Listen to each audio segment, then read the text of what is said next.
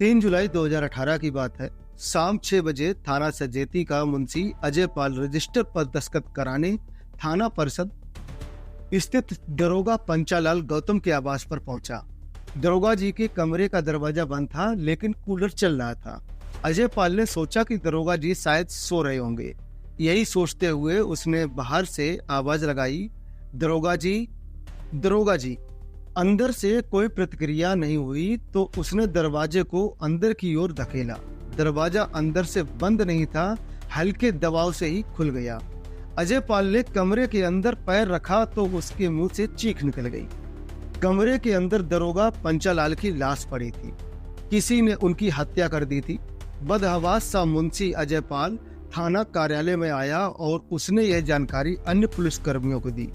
यह खबर सुनते ही थाना सजेती में हड़कंप मच गया। घबराए अजय पाल की सांसें दुरुस्त हुई तो उसने वायरलेस पर दरोगा पंचालाल गौतम की थाना परिषद में हत्या किए जाने की जानकारी कंट्रोल रूम को और वरिष्ठ अधिकारियों को दे दी। सूचना पाते ही SP Pradyumna Singh, SP crime Rajesh Kumar Yadav, CO R K. Chaturvedi, inspector Dilip Bind तथा देवेंद्र कुमार दुबे थाना सजेती पहुंच गए। पुलिस अधिकारी पंचालाल के कमरे में पहुंचे तो वहां का दृश्य देखकर सिहर उठे। कमरे के अंदर फर्श पर 58 वर्षीय दरोगा पंचालाल गौतम की खून से सनी लाश पड़ी थी। अंडरवियर के अलावा उनके शरीर पर कोई कपड़ा नहीं था। खून से सना चाकू लाश के पास पड़ा था। खून से सना एक तौलिया बेड पर पड़ा था। हत्यारों ने दरोगा पंचालाल का कत्ल बड़ी बेरहमी से किया था। पंचालाल की गर्दन, सिर, छाती व पेट पर चाकू से ताबड़तोड़ वार किए गए थे। आंतों के टुकड़े कमरे में फैले थे और दीवारों पर खून के छींटे थे। दरोगा पंचालाल के शरीर के घाव बता रहे थे कि हत्यारों के मन में उनके प्रति गहरी नफरत थी। छींटों के अलावा दीवार पर खून से सने हाथों के पंजे के निशान भी थे। इन निशानों में अंगूठे का निशान नहीं था। घटना स्थल को देखकर ऐसा लग रहा था कि जैसे दरोगा पंचालाल गौतम ने हत्यारों से अंतिम सांस तक संघर्ष किया हो। पुलिस अधिकारी घटना स्थल का निरीक्षण कर ही रहे थे कि आईजी आलोक सिंह तथा एसएसपी अखिलेश कुमार भी थाना सजेती आ गए। वह अपने साथ फॉरेंसिक टीम और डॉग स्क्वाड को लेकर आए थे। दोनों पुलिस अधिकारियों ने घटना स्थल का निरीक्षण किया तो उनके माथे पर बल पड़ गए। बेरहमी से किए गए इस कत्ल को अधिकारियों ने गंभीरता से लिया। फॉरेंसिक टीम ने चाकू और कमरे की दीवार से फिंगरप्रिंट उठाए। डॉग स्क्वाड ने घटना स्थल पर डॉग को छोड़ा। डॉग लाश व कमरे की कई जगहों को सूंघकर हाईवे तक गया और वापस लौट कर आ गया। वह ऐसी कोई हेल्प नहीं कर सका जिससे हत्यारों का कोई सूत्र मिलता। मृतक पंचालाल के आवास की तलाशी ली गई तो पता चला हत्यारे उनका पर्स, घड़ी व मोबाइल साथ ले गए। किचन में फ्रिज में अंडे व सब्जी रखी थी। कमरे में शराब व गिलास आदि नहीं मिले, जिससे यह स्पष्ट हुआ कि हत्या से पहले कमरे में बैठकर शराब नहीं पी गई थी। अनुमान लगाया गया कि हत्यारा दरोगा पंचालाल का बेहद करीबी रहा होगा, जिससे वह आसानी से आवास में दाखिल हो गया और बाद में उसने अपने साथियों को भी बुला लिया। आईजी आलोक सिंह तथा एसएसपी अखिलेश कुमार यह सोचकर चकित थे कि थाना कार्यालय से महज 20 मीटर की दूरी पर दरोगा पंचालाल का आवास था। कमरे में चाकू से गोदकर उनकी निर्दय पूर्वक हत्या कर दी गई और उनकी चीखें थाने के किसी भी पुलिसकर्मी ने नहीं सुनी। इससे पुलिसकर्मी भी संदेह के घेरे में थे। लेकिन इसमें यह बात भी शामिल थी कि दरोगा पंचालाल गौतम के आवास में 2 दरवाजे थे। एक दरवाजा थाना परिषद की ओर खुलता था, जबकि दूसरा हाईवे के निकट खेतों की ओर खुलता था। पता चला कि पंचालाल के करीबी लोगों का आना जाना हाईवे की तरफ खुलने वाले दरवाजे से ज्यादा होता था। हाईवे पर ट्रकों की धमा चौकड़ी मची रहती थी, जिसकी तेज आवाज कमरे में भी गूंजती थी। संभव है दरोगा की चीखें ट्रकों और कूलर की आवाज में दबकर रह गई हो और किसी पुलिसकर्मी को सुनाई न दी हो। एसएसपी अखिलेश कुमार ने थाना सजेती के पुलिसकर्मियों से पूछताछ की तो पता चला कि दरोगा पंचालाल गौतम मूल रूप से सीतापुर जिले के थाना मानपुरा क्षेत्र के रामकुंड के रहने वाले थे। उन्होंने 2 शादियां की थीं। पहली पत्नी कुंती की मौत के बाद उन्होंने किरण नाम की युवती से प्रेम विवाह किया था। पहली पत्नी के बच्चे रामकुंड में रहते थे, जबकि दूसरी पत्नी किरण कानपुर के शहर में सूर्य विहार नवाबगंज में अपने बच्चों के साथ रहती थी। पारिवारिक जानकारी मिलते ही एसएसपी अखिलेश कुमार ने दरोगा पंचालाल की हत्या की खबर उनके घर वालों को भिजवा दी। खबर मिलते ही दरोगा की पत्नी किरण तब थाना सजेती पहुंच गईं। पति की छत बिचत लाश देखकर वह दाड़ मारकर रोने लगी।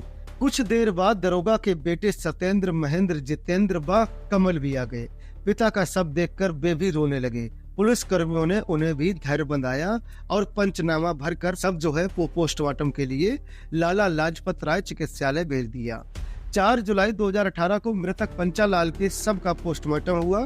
पोस्टमार्टम के बाद शव को पुलिस लाइन लाया गया, जहां एसएसपी अखिलेश कुमार, एसपी ग्रामीण प्रद्युम्न सिंह व अन्य पुलिस अधिकारियों ने उन्हें सलामी देकर अंतिम विदाई दी।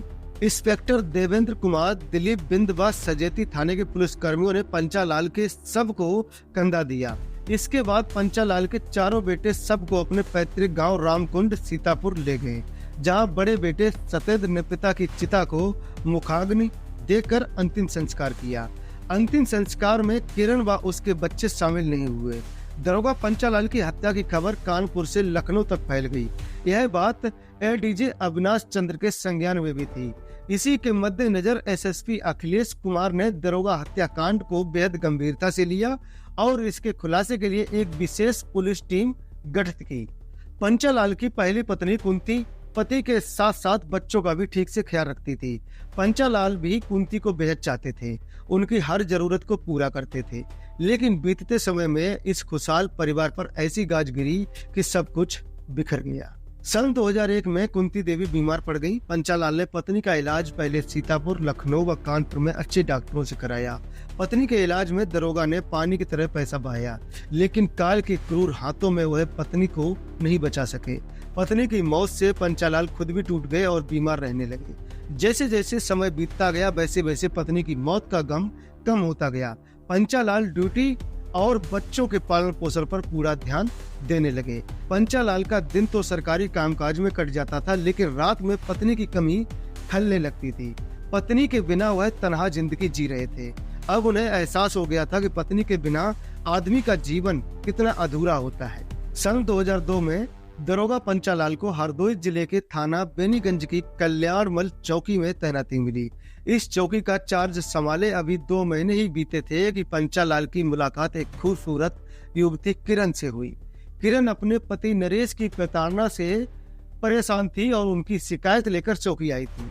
किरण के गोरे गालों पर बह रहे आंसू दरोगा पंचालाल के दिल में हलचल मचाने लगे। उन्होंने सांत्वना देकर किरण को चुप कराया। उसने बताया कि उसका पति नरेश शराबी व जुआरी है। नशे में वह उसे जानवरों की तरह पीटता है। वह पति की प्रताड़ना से निजात चाहती है। खूबसूरत किरण पहली ही नजर में दरोगा पंचालाल के दिलों पर छा गई। उन्होंने किरण के पति नरेश को चौकी बुलवा लिया और किरण के सामने ही उसकी पिटाई कर दी और हिदायत दी कि अब वह किरण को प्रताड़ित नहीं करेगा। दरोगा की पिटाई और जेल भेजने की धमकी से नरेश डर गया और किरण से माफी मांग ली।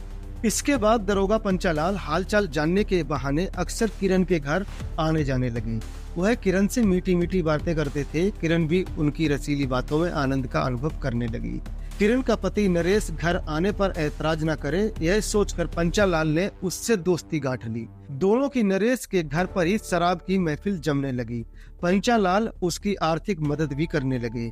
घर आते जाते पंचालाल ने किरण को अपने प्रेम जाल में फंसाकर उससे नाजायज संबंध भी बना लिए। बाद में पंचालाल ने किरण को ऐसे सब जवाब दिखाए कि वह उसकी पत्नी बनने को राजी हो गई। किरण राजी हुई तो पंचालाल ने मंदिर में जाकर उससे प्रेम विवाह कर लिया। विवाह के समय किरण की उम्र लगभग 20-22 साल की होगी, जबकि पंचालाल की उम्र लगभग 43 साल की।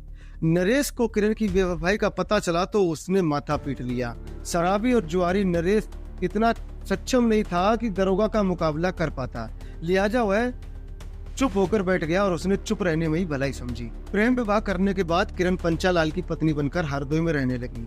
कुछ समय बाद दरोगा पंचालाल का ट्रांसफर कानपुर हो गया। कानपुर में पंचालाल ने नवाबगंज थाना क्षेत्र के सूर्य विहार में किराए पर एक मकान ले लिया। पहली पत्नी के बच्चे गांव में तथा दूसरी पत्नी किरण और उसके बच्चे कानपुर शहर में रहते थे। पंचालाल को जब छुट्टी मिलती थी तो गांव चले जाते थे और बच्चों से मिलकर लौट आते थे। किरण 3 बच्चों की मां जरूर बन गई थी, लेकिन अभी भी यौवन से भरपूर थी। वह हर रात पति का संसर्ग चाहती थी, लेकिन इससे वंचित थी। दरोगा पंचालाल अब तक 50 की उम्र पार कर चुके थे। उनकी सेक्स में रुचि भी कम हो गई थी। पहल करने पर भी वह किरण से देह संबंध नहीं बनाते थे। दरअसल ड्यूटी करने के बाद पंचालाल इतने थक जाते थे कि पीने और खाना खाने के बाद बेड पकड़ लेते थे। किरण रात भर तड़पती रहती थी। उन्हीं दिनों किरण की निगाह जितेंद्र यादव पर पड़ी। जितेंद्र यादव औरैया जिले के साहिल थाना क्षेत्र में आने वाले पूर्वा अहिरवा का रहने वाला था। कानपुर में वह नवाबगंज की रोडवेज कॉलोनी में रहता था और रोडवेज की बस का ड्राइवर था। पंचालाल और जितेंद्र यादव गहरे दोस्त थे। दोनों का एक दूसरे के घर आना जाना था। दोनों की महफिल एक दूसरे के घरों में अक्सर जमती रहती थी। किरण की निगाह थी जितेंद्र पर। जितेंद्र यादव शरीर से हष्ट-पुष्ट और किरण का हम उम्र था। किरण को लगा कि वह उसकी अधूरी ख्वाहिशों को पूरा कर सकता है, अतः उसने जितेंद्र को लिफ्ट देनी शुरू कर दी। दोनों के बीच देवर भाभी का नाता था। जब तब दोनों हंसी मजाक भी करने लगे। किरण अपने सुघड़ अंगों का प्रदर्शन करके जितेंद्र को ललचाने लगी।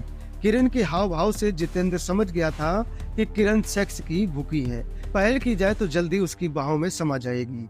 जितेंद्र यादव जब भी किरण के घर आता, बच्चों के लिए फल मिठाई लेकर आता।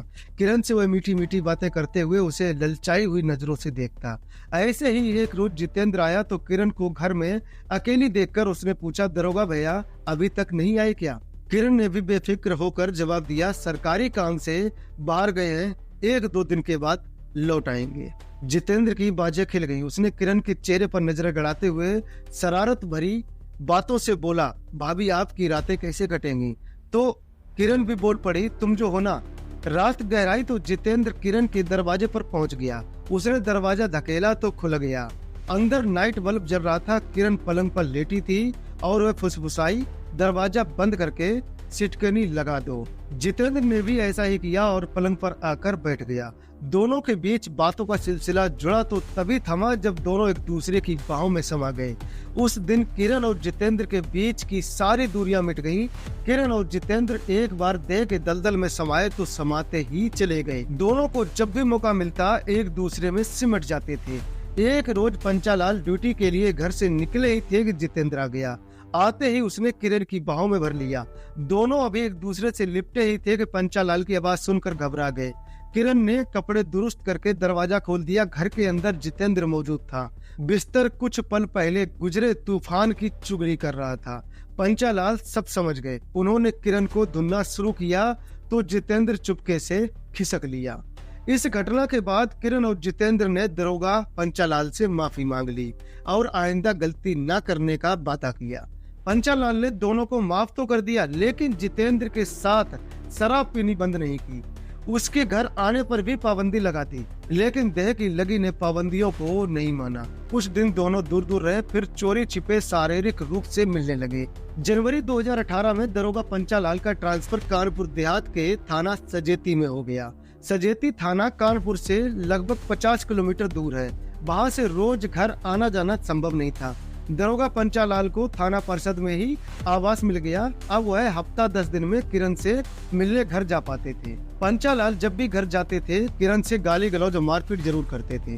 दरअसल उन्हें शक था कि जितेंद्र के अलावा भी किरण के किसी से नाजायज संबंध हैं। जैसे तैसे समय बीत रहा था, घर में कलह और प्रताड़ना बढ़ती जा रही थी। पति की प्रताड़ना से परेशान होकर किरण ने अपने प्रेमी जितेंद्र की मदद से पंचालाल को रास्ते से हटाने की योजना बनाई। जितेंद्र ने किरण को पंचालाल की हत्या से फायदे भी बताए। जितेंद्र ने कहा कि पति की हत्या के बाद तुम्हारे बेटे अमन को मृतक आश्रित कोटे से सरकारी नौकरी मिल जाएगी और तुम्हें पेंशन मिलने लगेगी। इसके अलावा प्रेम संबंध का रोड़ा भी हट जाएगा। किरण और जितेंद्र ने पंचालाल की हत्या के लिए रुपयों का इंतजाम किया। फिर जितेंद्र ने बिधुरा निवासी टेलर निजाम अली से बातचीत की। 1 लाख रुपए में सौदा तय हुआ। जितेंद्र ने 1 लाख रुपए निजाम अली के खाते में ट्रांसफर कर दिया। इसके बाद निजाम अली ने जितेंद्र को पसाह बिधुना निवासी राघवेंद्र उर्फ मुन्ना से मिलवाया। राघवेंद्र रिटायर दरोगा हरिदत्त सिंह का आपराधिक प्रवृत्ति का बेटा था। निजाम अली ने 20,000 रुपए एडवांस देकर उसे इस योजना में शामिल कर लिया। 2 जुलाई 2018 की देर शाम जितेंद्र यादव राघवेंद्र और निजाम अली को साथ लेकर सजेती पहुंचा और हाईवे से दरोगा की आवाज की पहचान कराई। इसके बाद जितेंद्र यादव बाजार गया, जहां उसकी मुलाकात दरोगा पंचालाल से हो गई। जितेंद्र ने झुककर दरोगा के पैर छुए। पंचालाल ने उसे रात को वहीं रुक जाने को कहा।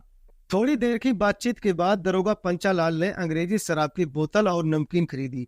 दुकानदार को नमकीन के पैसे पंचालाल ने ही दिए। इसके बाद होटल पर बैठकर दोनों ने शराब पी और खाना खाया। इसके बाद दोनों पंचालाल के आवास पर आ गए। दरोगा पंचालाल ने कपड़े उतारे और कूलर चलाकर पलंग पर पसर गए। कुछ देर बाद जब पंचालाल सो गए तो जितेंद्र ने आवास का पीछे का दरवाजा खोलकर निजाम अली व राघवेंद्र को अंदर बुला लिया, जो कुछ दूर हाईवे किनारे बैठे थे। साथियों के आते ही जितेंद्र ने पंचालाल को दबोच लिया। दरोगा जी की आंखें खुली तो प्राण संकट में देखकर संघर्ष करने लगे, लेकिन नफरत से भरे जितेंद्र ने पंचालाल के शरीर को चाकू से गोदना शुरू किया तो गोदता ही चला गया। हत्या के दौरान खून के छींटे व हाथ के पंजे का निशान एक दीवार पर भी पड़ गया। हत्या के बाद जितेंद्र व उसके साथी दरोगा का मोबाइल, पर्स व घड़ी लूटकर फरार हो गए। 3 जुलाई की शाम 6 बजे मुंशी अजयपाल जब रजिस्टर पर दस्तखत कराने दरोगा पंचालाल के आवास पर पहुंचा तो हत्या की जानकारी हुई। 7 जुलाई 2018 को पुलिस ने हत्यारोपी किरण, जितेंद्र, निजाम अली व राघवेंद्र को कानपुर देहात की माती अदालत में रिमांड पर मजिस्ट्रेट के सामने पेश किया, जहां से सबको जेल भेज दिया गया। बाकी इस खबर को सुनाने का मकसद किसी का दिल दुखाना नहीं है, किसी को चोट पहुंचाना नहीं है। इस खबर को शेयर और सब्सक्राइब जरूर करें। चलिए मिलते हैं किसी दूसरी वीडियो में, तब तक के लिए नमस्कार, जय हिंद, जय भारत।